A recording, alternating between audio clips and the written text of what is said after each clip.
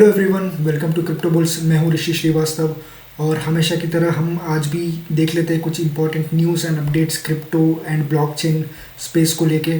तो चलिए बिना किसी देरी के शुरू करते हैं। मैंने स्क्रीन पे कॉइन मार्केट कैप ओपन किया है। आप देख सकते हैं जो क्रिप्टो का टोटल मार्केट कैप है वो 3 ट्रिलियन के आसपास आ रहा है। पहले से अच्छा खासा बढ़ चुका है। अब आज भी फ्लैट ट्रेड कर रहा है। आई वोंट से नेगेटिव है, आई वोंट से ज़्यादा बड़ा है, बट आई वुड से काफ़ी फ्लैट में ट्रेड कर रहे हैं। वहीं पे अगर हम जो सेंटिमेंट देखते हैं फियर एंड ग्रीड इंडेक्स का, तो वो भी काफ़ी न्यूट्रल है। तो इसका ये मतलब हो सकता है कि इसका ये मतलब है कि जो इन्वेस्टर्स है उनका सेंटिमेंट, ये जो मार्केट है उसका सेंटिमेंट काफ़ी न्यूट्रल है। क्योंकि उसके रीज़न्स है, उसके बारे में हम ज़रूर बात करेंगे कि अभी न्यूट्रल में क्यों है, क्यों मार्केट में फियर या जो एक्सट्रीम पोजीशंस ऐसा क्यों नहीं है, क्या चल रहा है मार्केट में, उन सब के बारे में हम बात करेंगे। हम देख लेते हैं बिटकॉइन, इथीरियम, जो मेजर कॉइन्स है, टॉप कॉइन्स है, वो सब ऑलमोस्ट फ्लैट ट्रेड कर रहे हैं। अगर मैं आपको सोलाना दिखा दूँ, अगर मैं आपको सुई दिखा दूँ जो काफ़ी भाग रहा था, हम देख सकते हैं उसके बाजू में 7 डेज़ में 63% भाग चुका है। उसके ऊपर भी हम बात करेंगे। एक्चुअली मैंने उसके ऊपर लास्ट वीडियो में बात किया था। तो देख सकते हैं जो मेजर कॉइन्स है वो काफ़ी सारे के सारे ऑलमोस्ट फ्लैट ही ट्रेड कर रहे हैं। अगर मैं टॉप 24 आवर्स के टॉप गेनर्स देखूँ 24 आवर्स में, तो virtuals protocol, deep book protocol, flare, fuzzy penguins, monero, ये कुछ कॉइन्स है जो कि 24 आवर्स में अच्छा खासा परफॉर्म कर रहे हैं। वर्चुअल्स प्रोटोकॉल, अगेन एआई का नरेटिव, हम वर्चुअल्स प्रोटोकॉल को क्या ही बोले, मतलब वर्चुअल्स प्रोटोकॉल एक टाइम पे $7 के टाइम पे था, जब अच्छा उसका पीक चल रहा था तब $7 के आसपास कुछ ट्रेड कर रहा था। आज हम देखते हैं वो $1.4 के आसपास ट्रेड कर रहा है। तो ऑल्दो 7 डेज में अगर हम देखें तो वो 146% बढ़ा है, लेकिन अभी भी अपने ऑल टाइम हाई से काफ़ी नीचे है। मतलब डीप बुक प्रोटोकॉल, उसके बारे में हम बात करेंगे। डीप बुक प्रोटोकॉल क्या है, क्यों बढ़ रहा है। फ्लेयर के बारे में मैंने ऐसा कुछ न्यूज़ देखा नहीं, इसके बारे में मुझे देखना है। मेरे को कुछ न्यूज़ मिला नहीं फ्लेयर के ऊपर।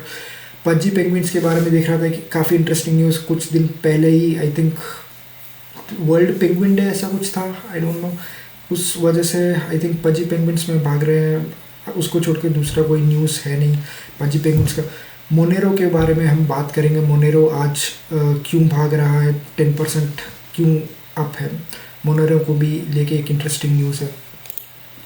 अगर वही हम 7 डेज़ का देखते हैं तो वही deep book, वर्चुअल्स, fuzzy penguins, bread official, Trump, सुई के बारे में मैंने लास्ट टाइम भी बताया था। उसने पार्टनरशिप किया है 2 अलग फर्म्स के साथ to release master cards on sui blockchain, जिससे जो यूज़र है वो उस कार्ड को यूज़ करके क्रिप्टो करेंसी में पे कर सकते हैं।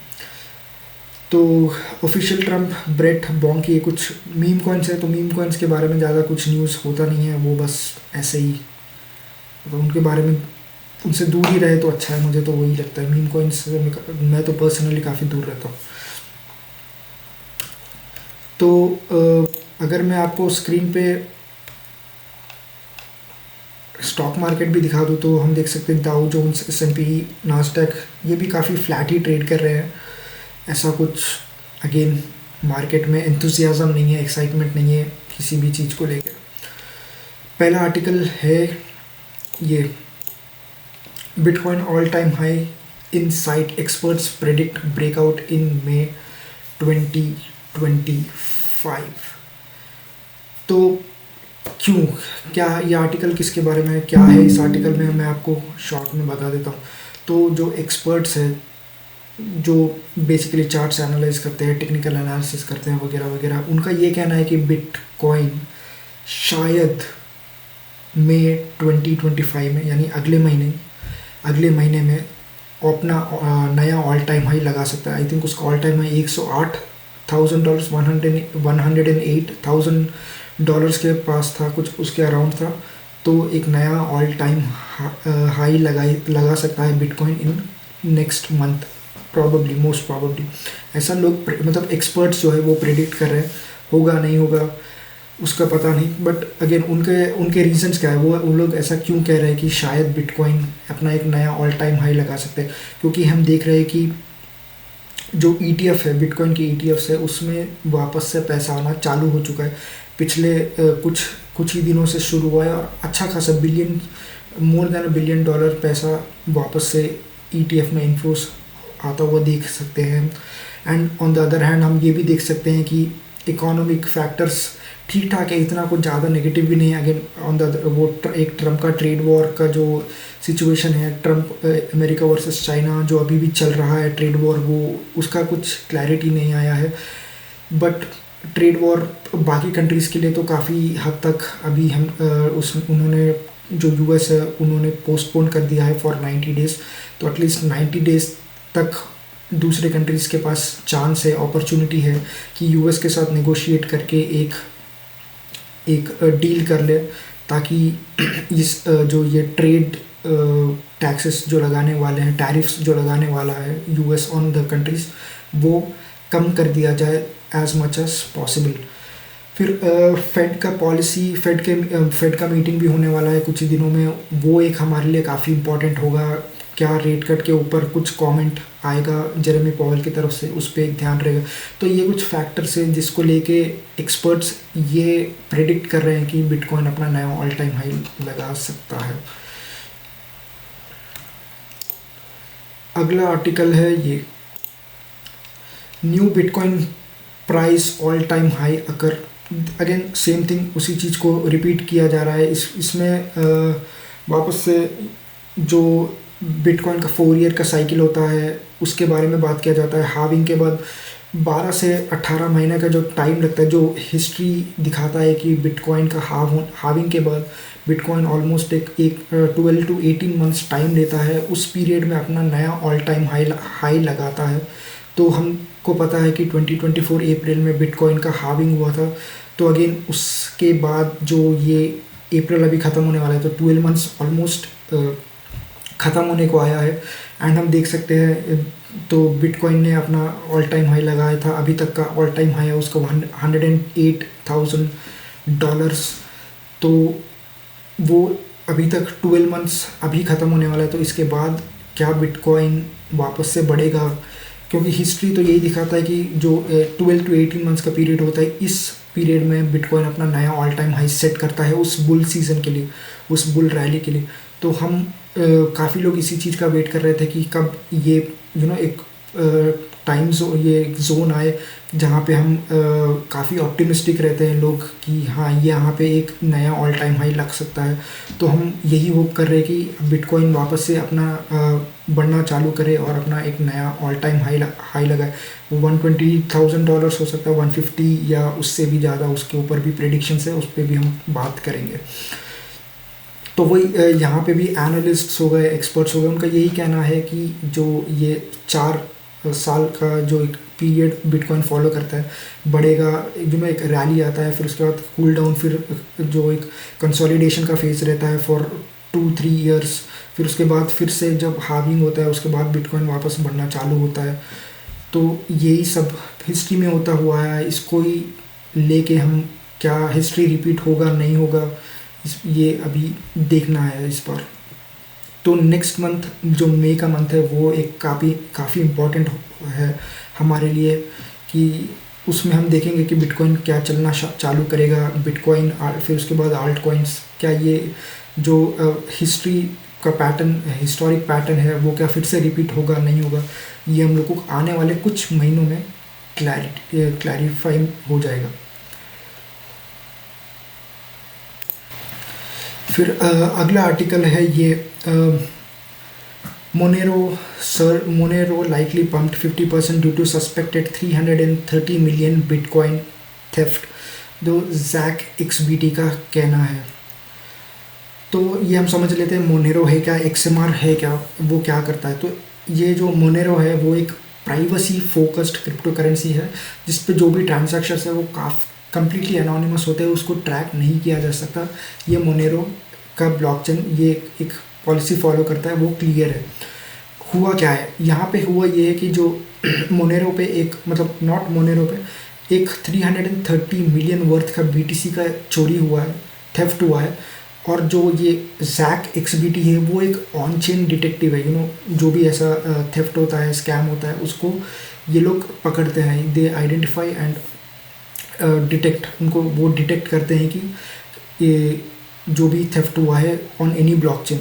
तो हुआ क्या है कि जो जिसने हैकर है, जिसने ये 330 मिलियन वर्थ के बीटीसी चुराए हैं, उसने जो बीटीसी था उसको उसने एक्सएमआर में कन्वर्ट कर दिया था, और जिसकी वजह से एक्सएमआर का डिमांड बढ़ गया था, और वो एक्सएमआर 5-10% बढ़ चुका था, जो हमने वीडियो के स्टार्टिंग में देखा था। ऑलमोस्ट एक्सएमआर 10% अप था इन 24 आवर्स।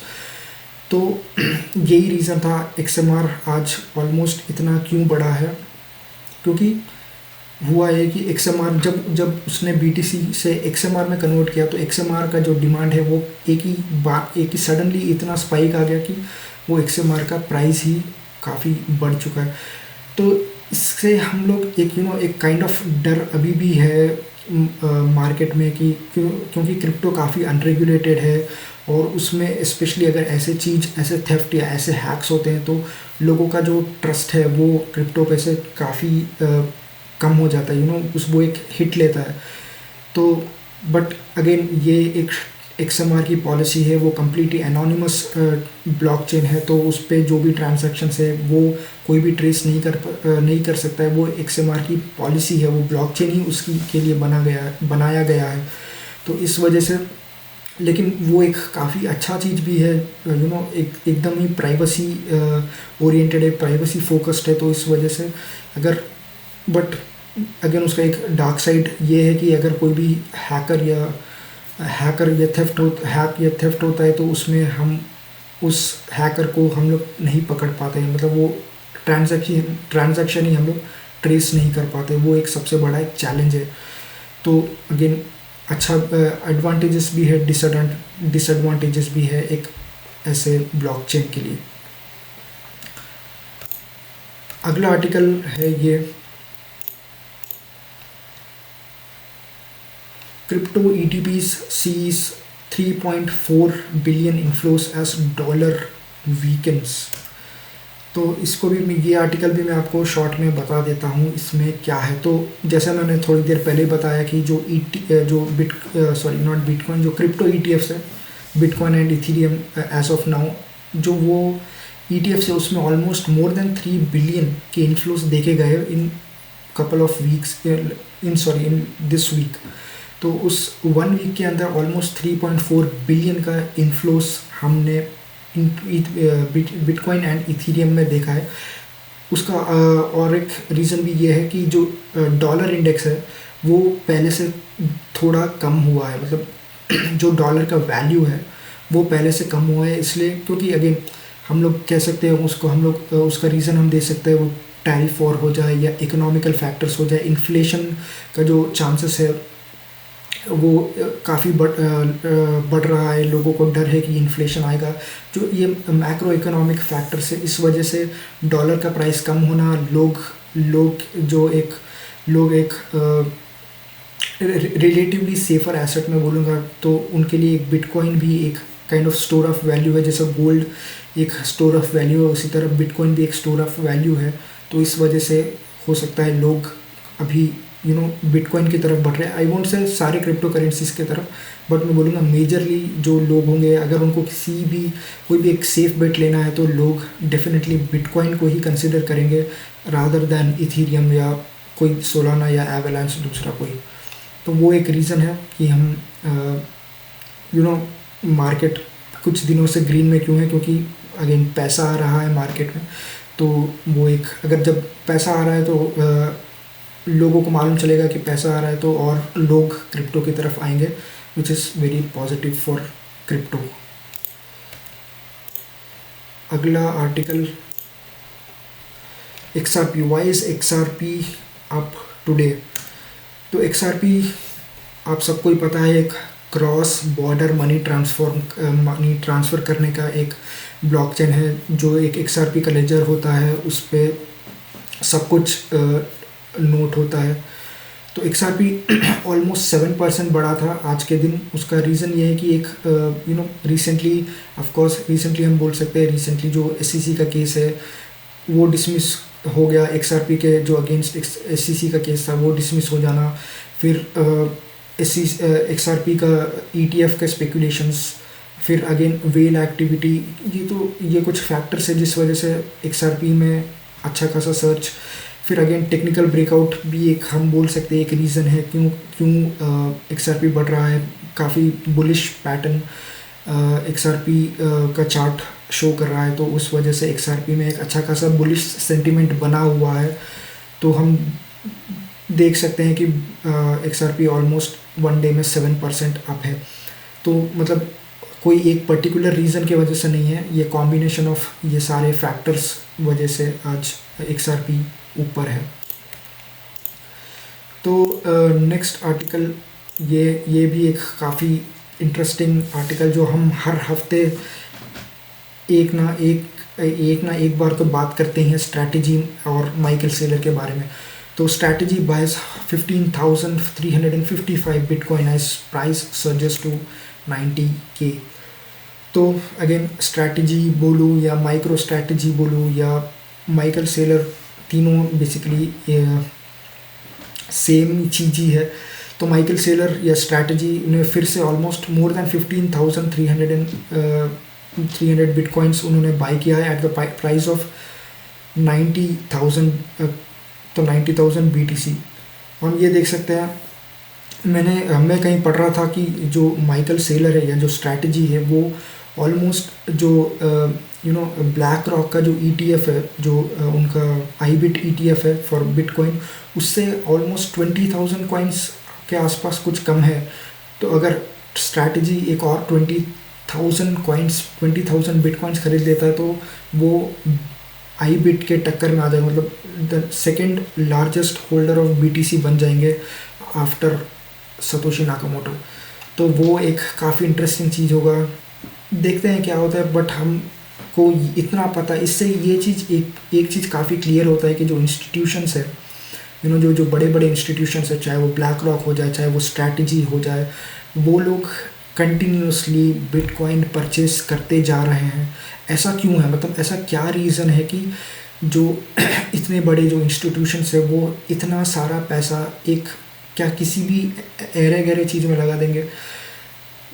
शायद नहीं, क्योंकि वो लोग अपना एक रिसर्च करते ही होंगे, राइट। वो लोग अपना रिसर्च करके उसके बाद ही तो कुछ ना कुछ बाय करते होंगे। वो लोग क्या मतलब आज ऐसे ही मन किया बाय कर लिया, ऐसा तो नहीं होता होगा ना। उनका एक रीज़न होगा कि क्योंकि वो लोग तो बेसिकली तो पैसे के लिए काम करें। उनको क्या चाहिए, ज़्यादा से ज़्यादा पैसा चाहिए। चाहे वो आप बिटकॉइन की आप स्ट्रैटेजी की बात करो या ब्लैक रॉक की बात करो या वैनगार्ड, ग्रेस्केल, किसी की भी बात करो, वो सब ETFs क्यों लेके आ रहे हैं? क्या उनको क्या फ़ायदा होने वाला है? पैसे का मॉनेटरी फ़ायदा, सिर्फ मॉनेटरी फ़ायदे के लिए तो वो लोग ये सब करेंगे। तो इससे ये एक चीज़ क्लियर हो रहा है कि इंस्टीट्यूशंस अभी भी कंटिन्यूसली बाय करते जा रहे हैं। सोच के देखिए, माइकल जो स्ट्रैटेजी है वो हर हफ्ते इतना सारा बिटकॉइन क्यों परचेज़ कर रहा है? लाइक ये क्वेश्चन आपके दिमाग में आना चाहिए, क्यों परचेज़ कर रहा है स्ट्रैटेजी के हर हफ्ते millions of dollars of worth के बिटकॉइन स्ट्रैटेजी क्यों खरीद रहा है? ये सोचने वाली बात है। तो इसलिए मैं आपसे यही रिक्वेस्ट करूँगा, मतलब मैं आपको यही सजेस्ट करूँगा एक्चुअली कि आप भी इसके बारे में और थोड़ा पढ़िए।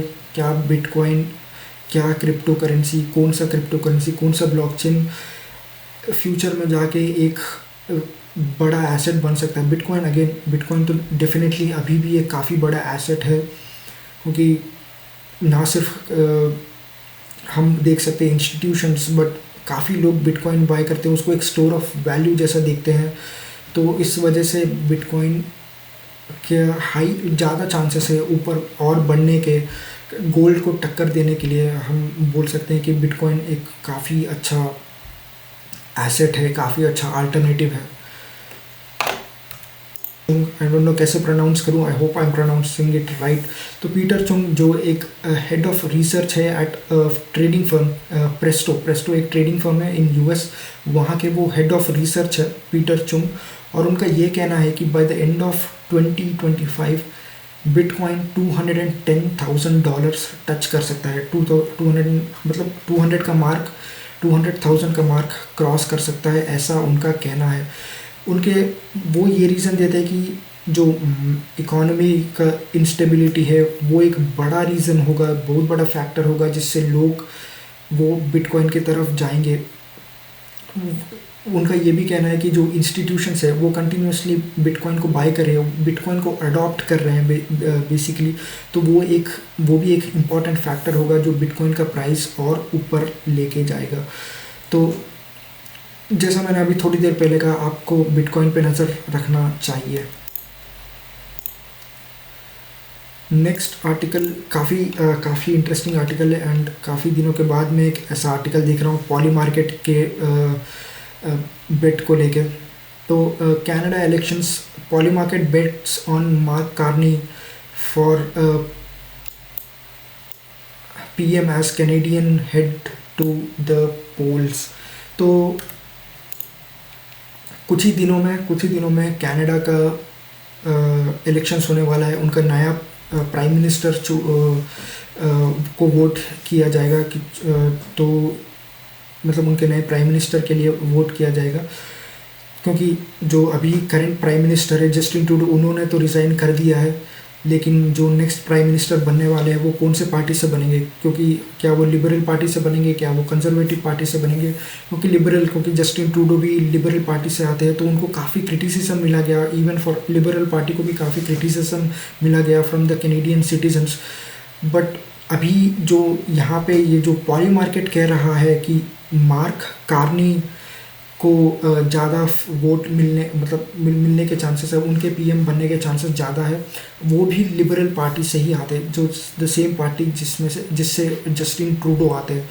तो जो मार्क कार्नी है, पॉली मार्केट का बेट उनके फेवर में है, तो वो शायद इलेक्शन जीतेंगे, ऐसा जो बेटर से उनका ये कहना है। But again on the other hand जो ये कंजर्वेटिव पार्टी के पियर पोइलिवरे, जो ये कंजर्वेटिव पार्टी के जो कैंडिडेट है, उनका फेवर में ये बेट नहीं जाता है। बट अगर हमारे लिए क्या है, हमारे लिए क्या वो क्रिप्टो के लिए कैसे, कौन प्रो क्रिप्टो है, कौन उतने प्रो क्रिप्टो नहीं है। तो हम देखा जाए तो जो लिबरल पार्टी है वो थोड़ा क्रिप्टो को लेके थोड़ा स्केप्टिकल है। वो लोग ज़्यादा ओवरसाइट काफ़ी रेगुलेटेड बनाना चाहते हैं क्रिप्टो को। ऑन द अदर हैंड जो कंजर्वेटिव पार्टी के जो कैंडिडेट है वो kind of similar to Trump है। उन्होंने भी वही कमेंट्स पास किए जो ट्रम्प ने इलेक्शन जीतने से पहले या इलेक्शन जीतने के लिए जो कमेंट्स, जो स्पीच में कमेंट्स थे वो क्रिप्टो को लेके जो ट्रम्प ने पास कहा था, सेम चीज़ जो ये पियर उन्होंने भी सेम चीज़ कहा कि वो कनाडा को जो बिटकॉइन हब बना देंगे, कनाडा को बिटकॉइन का कैपिटल, क्रिप्टो कैपिटल बना देंगे। ऐसा सेम चीज़ उन्होंने भी अपने स्पीच में कहा था जो सेम ट्रम्प ने इलेक्शन से पहले कहा था, एंड वो इलेक्शन जीत भी गए।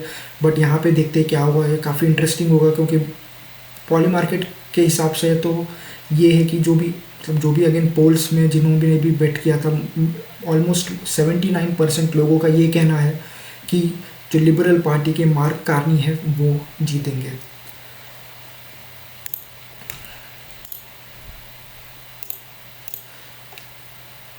अगला article, bitcoin price cools off amid worrying macro economic data.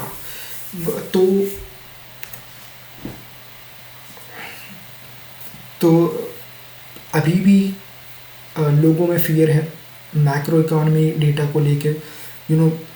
Inflation का चांसेस अभी भी है, रिसेशन का डर अभी भी है। जो जीडीपी है यूएस का, उसमें भी स्लो डाउन दिख रहा है क्लियरली, तो वो भी एक डर है। तो इसलिए हम कह सकते हैं कि जो बिटकॉइन है या क्रिप्टो इन जनरल काफ़ी अभी वॉलेटाइल सिचुएशन में है। अभी भी कुछ भी हो सकता है काइंड ऑफ फेस में, आर या पार वैसे फेस में है। तो हमारे लिए स्पेशली फॉर बिटकॉइन जो 95,000 का लेवल है वो काफ़ी एक इम्पॉर्टेंट लेवल है। हमने देखा है कि आज उसने 95,000 का लेवल टच किया था लेकिन वापस वहाँ से नीचे आ गया। वो जो 95,000 का लेवल है वो होल्ड नहीं कर पा रहा है बिटकॉइन, वो एक सबसे बड़ा हर्डल है बिटकॉइन के लिए। तो वो एक सबसे बड़ा रेसिस्टेंस बन रहा है बिटकॉइन के लिए। जब बिटकॉइन 95,000 का लेवल तोड़ के आगे जाएगा, समवेयर अराउंड 96, 97,000, $98,000 वो मार्क के पास जाएगा, तब लोगों को वापस एक एक्साइटमेंट, एक ऑप्टिमिज्म आएगा बिटकॉइन को लेके एंड लोग वापस से आएंगे। But as of this point bitcoin अभी 95,000 का $95,000 के मार्क के नीचे है एंड लोगों में इकोनॉमी को लेके काफ़ी डर अभी भी है। तो इस वजह से लोग जो बिटकॉइन से या किसी भी जनरल एसेट में इन्वेस्ट करने से डर रहे हैं अपार्ट फ्रॉम गोल्ड।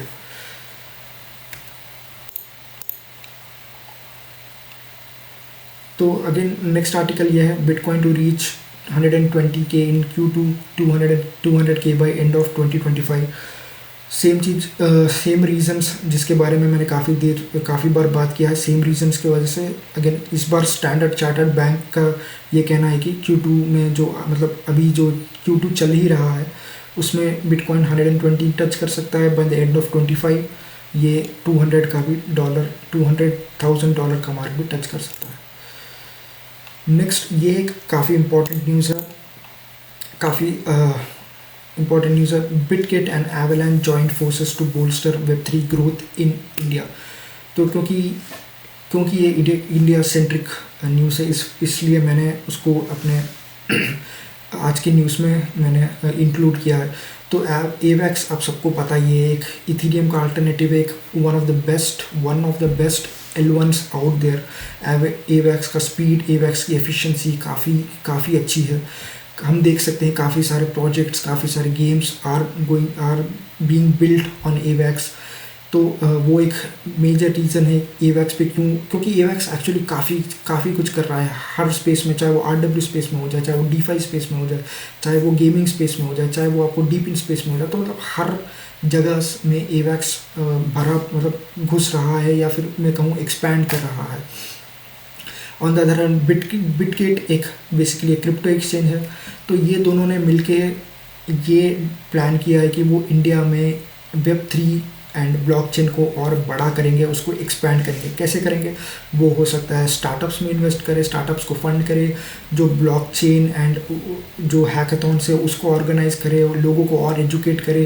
क्योंकि ऑफ कोर्स हम इसमें तो कोई दो राय नहीं है कि इंडियंस काफ़ी टेक savvy होते हैं, क्योंकि Indians are very good at IT, at coding, at programming, at तो इससे क्या होगा, जो भी यूथ है उनको ये अट्रैक्ट करेंगे एंड ब्लॉकचेन अडॉप्शन को और जल्दी बढ़ाएंगे और जल्दी स्प्रेड करेंगे इन इंडिया। तो ये काफ़ी पॉजिटिव न्यूज़ है। जिस तरह से सोलाना को हमने देखा है कि सोलाना ने जिस तरह से सेम चीज़ इंडिया में किया था एंड सोलाना एक बहुत बड़ा ब्लॉकचेन बना था इंडिया में भी, जिस तरह से उन्होंने हैकेथॉन्स ऑर्गेनाइज किए थे, जिस तरह से उन्होंने पार्टनरशिप किया था, जिस तरह ने उन्होंने अपने आप को एक एक प्लेटफॉर्म पे रिकग्निशन दिया था, वो काफ़ी अच्छी तरीके से सोलाना ने एग्जीक्यूट किया था। एंड सेम चीज़ अब हम AVAX के साथ होता हुआ देखेंगे। नेक्स्ट आर्टिकल,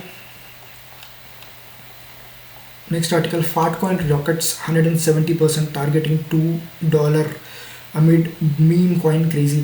तो पिछले कुछ दिनों से जो मैंने आपको बताया था लास्ट न्यूज़ में भी, एक AI का क्रेज़ अभी भी ख़त्म हुआ नहीं है। तो Fartcoin एक AI क्रॉस मीम कॉइन है। तो मीम कॉइन्स जनरली Fartcoin ने काफ़ी बार अच्छा परफॉर्म किया है, क्योंकि वो एक मीम कॉइन भी है, वो एक AI कॉइन भी है। तो हम उसको इस वजह से वो एक AI भी आजकल अच्छा कर रहा है। और हमने देखा है का ना सिर्फ जो बड़े बड़े टोकन जैसे नियर प्रोटोकॉल या रेंडर जो कि ऑलमोस्ट डेड बोलूँ मैं, वर्चुअल्स प्रोटोकॉल को ऑलमोस्ट जो डेड हो चुका था वो भी काफ़ी भागा है। ऑलमोस्ट मैंने वीडियो के स्टार्टिंग में बताया था 140% भाग चुका है इन 1 वीक वर्चुअल्स प्रोटोकॉल। तो सेम हम फाट कॉइन में भी देखते हैं, वो भी एक AI क्रॉस मीम कॉइन है, तो इस वजह से वो भी भागा है 170 in few days, 170% in few days.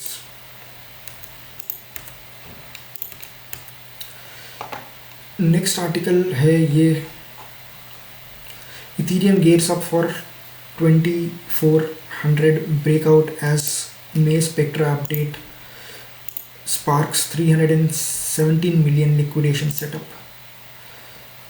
तो इसके बारे में थोड़ा बात कर लेते हैं। तो इस यहाँ पे हुआ क्या है, मई 2025 में मैंने आपको बार बार बताया है कि मई 2025 में जो इथेरियम का स्पेक्ट्रा अपग्रेड है वो आने वाला है। एंड लोगों का, एनालिस्ट का ये कहना है कि जो $2400 का मार्क है वो इथेरियम टच करेगा, उसको भी क्रॉस करके जाएगा। अगर ऐसा होता है तो जो ऑलमोस्ट 317 मिलियन के लिक्विडेशंस, जो भी जिन्होंने भी शॉर्ट पोजीशंस बना के रखा है इथेरियम पे, उनके जो शॉर्ट पोजीशंस है वो लिक्विडेट हो जाएंगे। तो उस वजह से क्या होगा, और इथेरियम बढ़ सकता है। तो वो इस आर्टिकल में ब्रीफली उसी के बारे में बात किया गया है कि क्योंकि स्पेक्ट्रा एक मेजर अपग्रेड देने वाला है इथेरियम को, उसको और एफिशिएंट बनाने वाला है।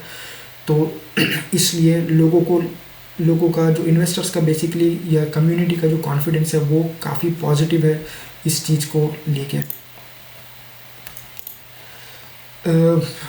Next is deep. तो डीप के बारे में मैंने बात किया था वीडियो के स्टार्टिंग में। डीप बुक जो कि एक पहले ये आर्टिकल का पढ़ लेते हैं। Deep price is overbought as deep book dex volume searches.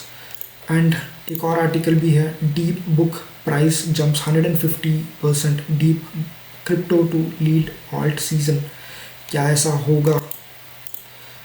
तो इसके बारे में बात कर लेते हैं। डीप बुक है क्या? तो हमने देखा पिछले कुछ लास्ट वीडियो में भी मैं बात कर रहा था सुई ब्लॉकचेन के बारे में, जो इथेरियम का अल्टरनेटिव है, सोलाना का अल्टरनेटिव है। सोलाना किलर है, वन ऑफ द फास्टेस्ट या बोलूँ सबसे फास्टेस्ट ब्लॉकचेन है, L1 एज ऑफ नाउ।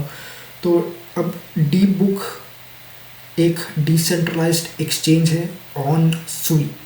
इस वजह से सुई जब भागा तो उस पर काफ़ी मतलब सिंपल रीज़न है क्योंकि उस पर ट्रांजैक्शंस बढ़े।